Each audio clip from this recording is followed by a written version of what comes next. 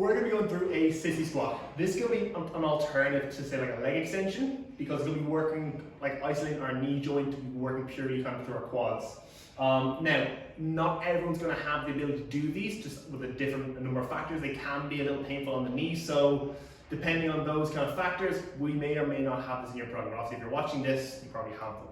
So first thing Holly's going to do is make sure we're holding onto something called stable, because it is quite an unstable movement. So if it's a squat rack, if it's a bench, just kind of something to hold you stable, or even a bar going across a rack. Holly's going to have her feet kind of just under hip width, toes pointing forward. She's going to come onto her tippy toes, holding on. Just squeeze her glutes to keep from her knees to her shoulders nice and straight, and focus on bending her knees as much as she can. You may hear a few cracks along your knees. This is going to be normal. From here, we'll come straight back up. Two more, don't worry. So as you see that bottom position there, Holly's hips are quite straight with a big bend in the knees. So we're really challenging the quad through their fully lengthened range.